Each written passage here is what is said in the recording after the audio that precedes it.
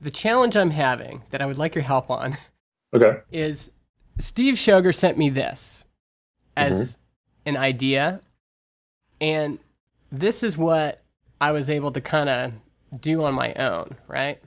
Hmm. What I realized is the depth of my this is going to sound so stupid to you, but this is why I thought some pair designing would be good, is I don't know how to make this fade in. Oh. I don't know. It feels like if I can just tweak this a little bit and make it look a little bit better, Hmm. I could ship this Yeah, and then yeah. and just be done with it for now, and then kind of iterate on it as I after it's actually live. Yeah. Okay. So it sounds like what you're saying is you're pretty sold on this layout that Steve Yeah, gave you with the side by side with the photo on the right. You just want to kind of finesse it into place and make it look really nice. yeah, That's kind of you kind of know what you want it to look like, but it's not quite what you're picturing or doesn't quite look like what you were hoping for. yeah. It just seems Okay. off. Yeah. And maybe it's not like, but this like I can tell that this works because he's made some design decisions here where this is lighter, this is an image. It's just like, and when I was originally having trouble with it, and then he said, "Oh, I'll do something like this," and I can tell that this is different than what I have here, and Yeah. so uh, I think I know enough to I could figure out in code how to overlap these and things like that and change Yeah. these. I'm just wondering if you think I need to do a different treatment for this image because there Hmm. is quite a harsh line here. The only thing I've done is round the corners. So the thing is, there's always more things you can try. Mm-hmm. And I think what you have to do is just try a bunch of things until you Yeah. find something that looks right to you. So what I Yeah. would say is like if you're looking for more ideas, I can help you with that. Or Yeah. if you want to try and build the fade, then I can help you with that too. Because I think that's a great first idea to try. I like the idea of kind of masking out the left edge of the Mm-hmm. image. I think that would look good. Another thing you could try is I think like overlapping things is kind of a design trend right now because there's a lot of examples right now of boxes with text kind of flowing into them or out of them. Mm-hmm. So one thing you could do is take that whole image and slide it to the left, like Yeah. maybe 100 pixels, so that it kind of splits the headline a little bit. So let's see here. Right now it's got 4. So I could go 300 and see what that looks like. And you're saying like even like way over, like, Yeah, even maybe even farther. Yeah, like over there, something more yeah. like that. That's kind of the design trend I would have like seen that as. Mm-hmm. But you see like the text there is starting to get a little bit harder to read. So you Mm-hmm. kind of need to either dim back the image a little bit, like with opacity over the whole image, or use like a gradient to kind of soften that left edge a little bit. The only thing is, this is where my skills are. In the old days, in Fireworks, I I would use a vector mask, Uh-huh. but That's perfect. Yeah, that works great. but would you just go a single uh, Hmm. vector this way, or would you do it a different way? I think that looks good because your text is on the very left edge. So really you're only worried about the kind of horizontal fade Mm-hmm. because you want the very left edge to kind of be masked out more, right? So Yeah. the text is more readable when it overlaps. So I think that kind of gradient is just right. I mean, So you could play with something more fancy, but I don't think it would look right. I think you're more worried about readability. So yeah, yeah. drag that in, and I think that's a great approach. I've done that a million times. And I think that's So fine. and so when I tried this, because I tried a version of this, Hmm. and you can see the way Firefox does it. So Yeah. this is actually from here on. This is 100%. Uh, Yep. you know what I'm saying? Yeah. And then we've got the line here, and so Yeah. if I dragged this way down, it would become much more pronounced and Yeah. Don't do harsh. that way. Yeah. You need it to be a lot broader. Yeah. Yeah. I would So even maybe take it in a little bit farther. Yeah. I think that's mhm. pretty good. So the key is far. I think before I had it maybe too. Um, and okay, let's just save this, and I'll show you what it looks like. So let's Okay. just we'll just replace the, and let's just pour out a drink for Fireworks CS5. Still trucking after all these years. You know what? The newer graphics software does not have gradient tools like that. Really? You have to draw a shape with a like color gradient fill in it to do the same thing. It doesn't have like alpha channel masking like that. Most of them. So I don't know. On your screen, it's kind of hard to tell because we're on Skype, but when you look at that image, do you see like vertical lines along the left edge? I mean, yeah, it's kind of where it kind of fades out roughly. Yeah. That's called banding. I don't know if you've ever heard that term. That's called banding in a gradient. And usually when you see banding, it means that you've kind of made too subtle of a transition. So like the computer has a hard time calculating values in between the two endpoints in the gradient. So you end up with these big chunks instead of like a smooth fade. Interesting. So usually what that means is your gradient is too broad or your start and end values are too close together. So you want to figure out like a way to make them as different as possible. So that's a nice smooth thing. So there are a few tricks you can do to get around that.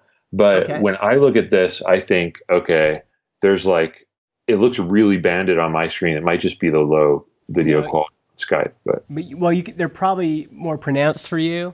Yeah. But I think you're right. And I mean, yeah, I totally see it. Okay. So there's a few things you can do to avoid that. One thing you can try is, do you notice how like in the image itself, the dark colors are more of a blackish color and your background color of your page is more of a bluish, dark, like a navy blue? Trying to make those colors as similar as possible.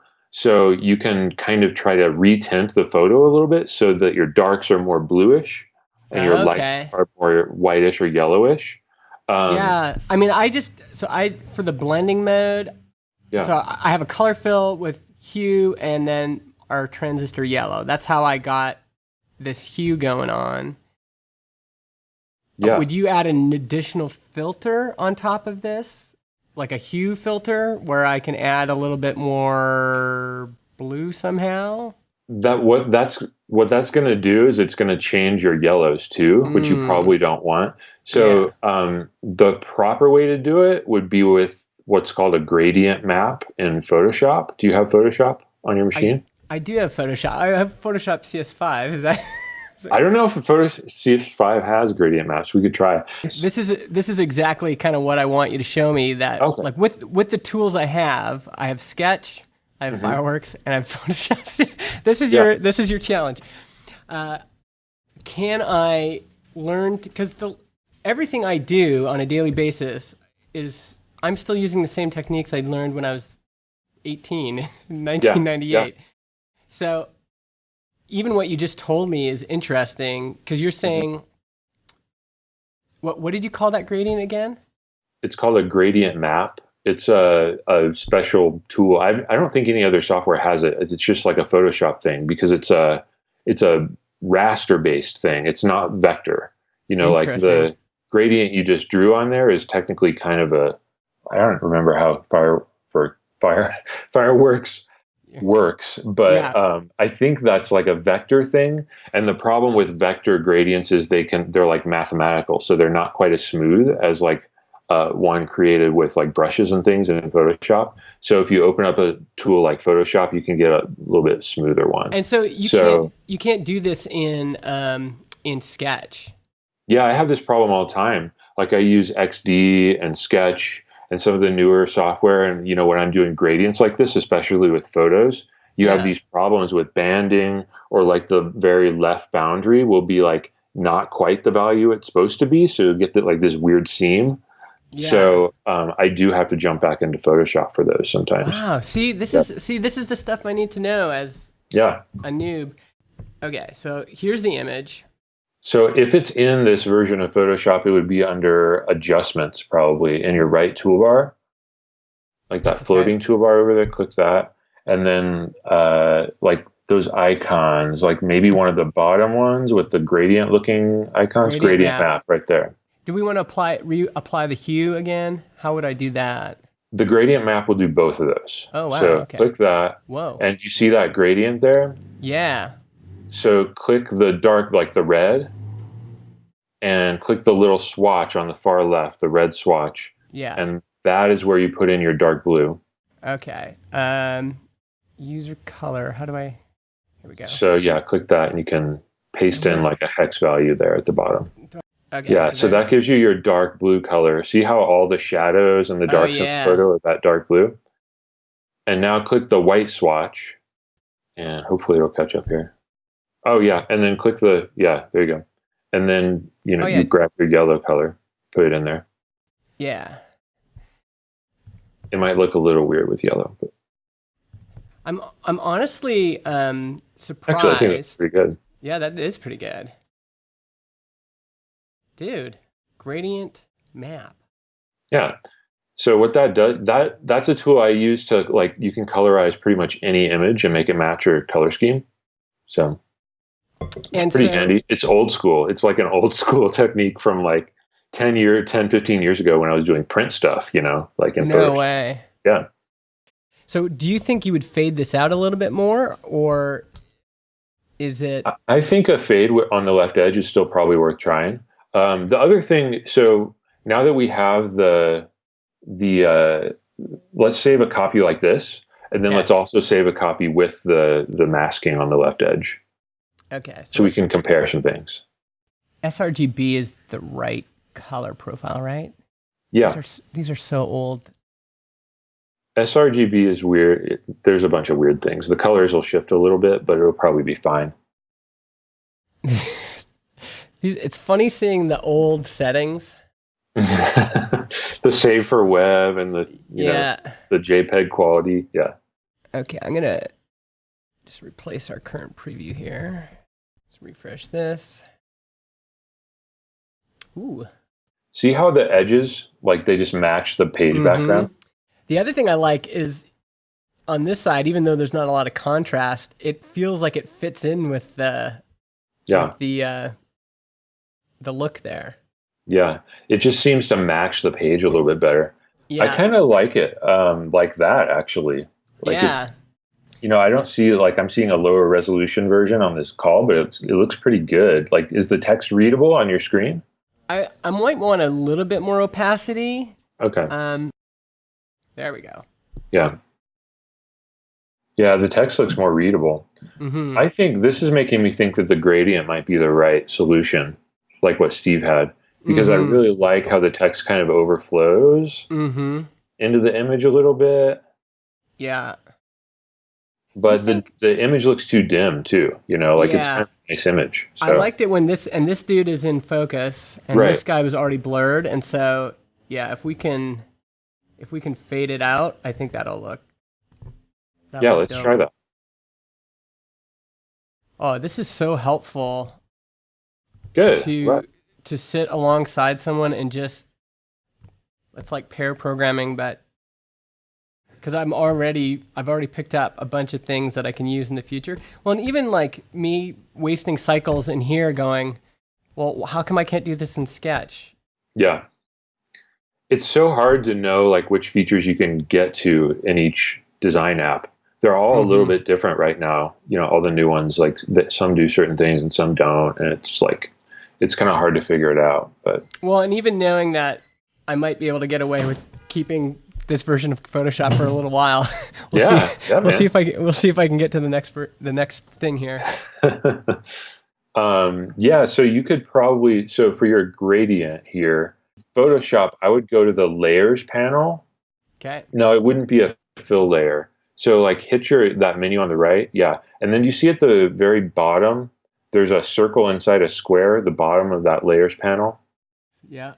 That is what gives you a mask, a layer mask. Okay. Now, after that, you take the gradient tool. So on your left toolbar, very far left edge. Yeah. That guy. Click on the photo and just drag in the direction you want to go. So that tells us we probably went the wrong direction. Okay. So undo that and try again. Yeah. The other weird thing we're seeing, so do you see the gradient map layer? Right here. Right above Oh, it. yeah. Click the eye next to that on the left edge of it. Okay. That'll disable it. So do you see how there's white on the edge of that? Mm-hmm.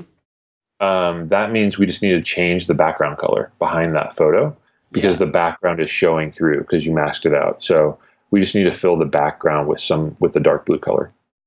Okay. Or with black, I guess, would also work since we're doing a gradient map on top. So how come it's... hit cancel. Photoshop is weird.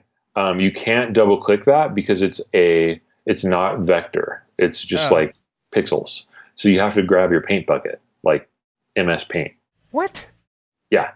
Okay. So it's probably underneath, and then grab black. Make sure you have a black swatch. You have red right now. Okay, but I actually do I want the navy? It would probably be fine to have black because we're going to apply the gradient on top anyway, but whatever. It's fine. Okay, let's just do black. Okay. And then I click it here? Yep. Oh, and what that does is it just fills the background with black. And now if you turn back on your gradient map, it should make it blue. Yeah. Gotcha. Okay. Now, let's look at Does that make sense, what I just told you to do? Yeah, this actually explains a bunch of mental model stuff in Photoshop that I did not understand before. Okay. It's a little bit more old school Photoshop. Like you got to think of each layer as a photo of its own, kind of. Well, because in Fireworks, your canvas can have a color, kind of like an artboard in Sketch. And then you can, like the mental model of even what did we do? Yeah, where I selected this and then I selected the gradient tool. That's probably actually, you can probably do that in Fireworks, but I've always just used the wizard or whatever to do it for me. So yeah. How do I totally different. How do I actually see what I drew here? Like you mean the gradient itself? Well, I drew it so it stopped at here, but how do I see that and modify that? Well, basically, if you want to redo it, you got to completely clear out that layer mask and redraw it. So you could, really? Basically, you have to select it and delete the pixels and redraw it. So if you hit like Command A, do you see how it selected the whole box, like the whole image? Yeah. And then hit delete. That made it all black, so nothing is showing through the mask, right? Gotcha. And then you grab your gradient tool and draw it again. Okay, I'll look at this one first. So we'll call this one Jarrod 2. Yeah. And then see what happens. I'm curious.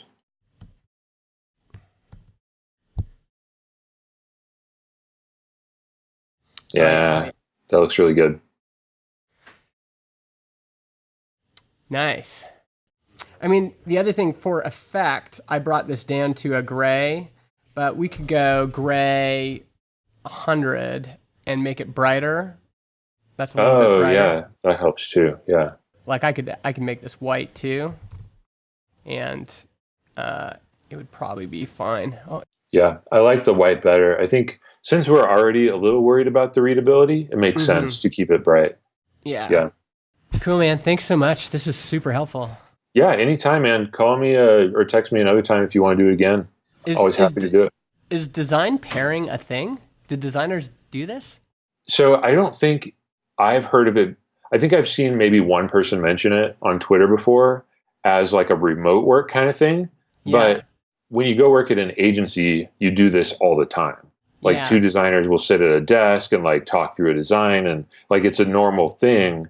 But with remote, I've never worked on a remote design team because I quit working on teams before like remote became a thing. So I don't know. That became a thing. Yeah. But so I'm comfortable doing it. I did it all the time when I worked at agencies, but it just wasn't remote, So. Yeah. Yeah, I think the gradient and the shifted colors make a big difference. Now going back and seeing the original, I think it helped a lot. Yeah, totally. Yeah. Beauty. Thanks, man. Yeah, anytime. Okay. Talk to you later. Bye.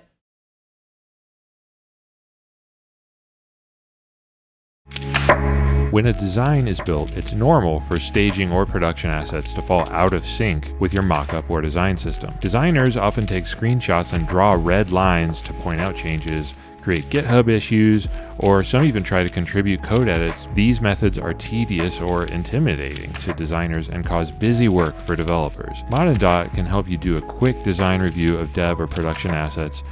Here's how it works. First, I open DevTools and create a new project in the extension. It scrolls through the page, recording a screenshot, and starts watching for changes. Then I make my edits in DevTools. I'll change some text and some colors. When I open the extension again, it shows a summary of the edits it recorded. Notice how it tracks both HTML and CSS. When I'm done, I hit publish. The extension takes a second screenshot and uploads everything to a unique project link. I can send that to my team so they can see before and after screenshots and even a code diff of all my edits. We can also add comments on top of the screenshots and discuss the changes. Mod&Dot gives you a simple workflow for when a product is in between design and development. It turns what was a frustrating phase of the design and dev process into an open, collaborative experience where both designers and developers get what they need.